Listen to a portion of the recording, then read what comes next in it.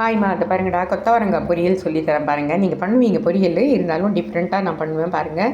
முதல்ல இந்த மாதிரி வந்து 1 இன்ச்சுக்கு கட் பண்ணிவிட்டு வாஷ் பண்ணிவிடுங்க. வாஷ் பண்ணிவிட்டு இந்த மாதிரி இது பாருங்கள், நான் குக்கர்லேயே அப்படியே வச்சிடுறேன்டா. நான் டைம் வேஸ்ட் ஆகாது. நான் சாதத்துக்கு மேலே இந்த தட்டில் வந்து அதை வாஷ் பண்ணிவிட்டு லைட்டாக புளி தண்ணி இருக்குது பார்த்தீங்களா, அதை வந்து லைட்டாக தண்ணியில் வேக வைக்கக்கூடாது. சும்மா புளி தண்ணி போட்டு, ஏன்னா கொத்தவரங்காயில் ஒரு விஷ பதார்த்தம் இருக்குதுன்னு சொல்லுவாங்க. அதனால் அந்த புளி தண்ணி வந்து மேலே தெளிச்சிட்டு மஞ்சத்தூள் உப்பு போட்டு இதை குக்கரில் வச்சுட்டு ஒரு 2 விசில், அப்படின்னா நம்ம ஸ்டவ்வில் அடுப்பில் வச்சு பண்ணோன்னா அது அப்படியே சக்கையாக இருக்கும், யாருக்கும் பிடிக்காது. நீங்கள் இந்த மாதிரி செய்து பாருங்கள், ஓகேவா? இந்த 2 விசில்ஸ் வச்சுட்டு எடுத்துகிட்டு லைட்டாக அதை பிழிஞ்சிட்டோன்னா அந்த விஷம் போயிடும்.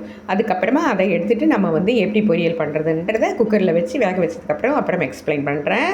ஹைமா, இதை பாருங்கள், நான் இந்த மாதிரி பார்த்தீங்களா கலர் சேஞ்ச் ஆகிடுச்சு. இதை பார்த்தீங்கன்னா எடுத்து பாருங்கள், கொஞ்சம் மெத்துன்னு இருக்கணும், ஓகேவா? கொய் அதான் திக், அது என்னது, நல்லா ஸ்டிக் மாதிரி இருந்தால் நம்ம சாப்பிட முடியாது. பசங்களுக்கு இது பிடிக்காது. ஆனால் நீங்கள் இந்த மெத்தடில் செய்து பாருங்கள், எவ்வளோ டேஸ்ட்டாக இருக்கணும். இது பாருங்கள், பூண்டு உரித்து வச்சுருக்கேன். இதை காட்டுறேன் நான் என்ன பண்ணணுன்ட்டு.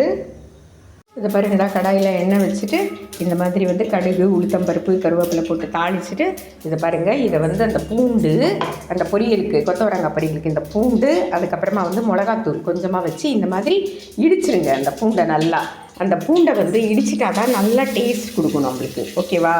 நல்லா இடிச்சிடுங்க, இன்னும் பாதியமாக இடிச்சுக்குங்க, ஓகேவா? அதை எடுத்து இப்போது அதில் போட்டுடணும்.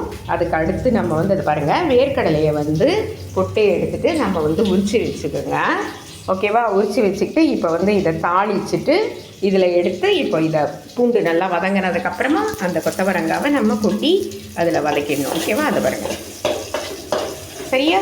இது நல்லா வந்து ரெடிஷாக வதங்கட்டும். ஏன்னா பச்சை வாசனை வரும் இல்லையா, அதனால் நல்லா வந்து அந்த காரமும் அதுவும் நல்லா வந்து வதங்கட்டும். அதுக்கப்புறமா அந்த கொத்தவரங்காவை கொட்டிட்டு அப்புறமா இறக்கும்போது அந்த வேர்க்கடலை பவுடரை தூவிட்டு இறக்கிட்டு சாப்பிட்டு பாருங்கள், செம்ம டேஸ்ட்டாக இருக்கும். மிளகு ரசம், கொத்தவரங்காய் பொரியல். ஓகே, லைக் பண்ணுங்கள், ஷேர் பண்ணுங்கள்.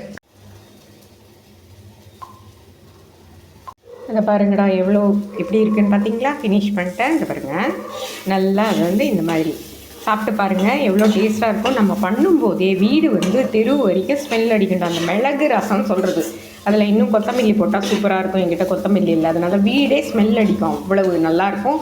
இப்போ ஜுரம் வந்ததுன்னா நம்ம வந்து அந்த ரசம் வச்சுக்கிட்டு நம்ம இந்த பொரியல் சாதம் எது வேணாலும் சரி, காய் பொரியல் பண்ணிட்டு மிளகு ரசம் வச்சு சாப்பிட்டு பாருங்கள், செம்ம டேஸ்ட்டாக இருக்கும், ஓகேவா?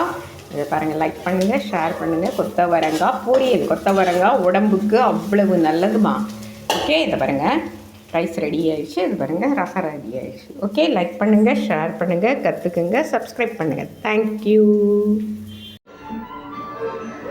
பாருங்களா, சாமிக்கு சாப்பாடு நைவேத்தியம் வச்சாச்சு. இது பாருங்கள், மிளகு ரசம், அதுக்கப்புறமா கொத்தவரங்காய் பொரியல். ஓகே, லைக் பண்ணுங்கள், ஷேர் பண்ணுங்கள், சப்ஸ்கிரைப் பண்ணுங்கள், கற்றுக்குங்க. தேங்க்யூ.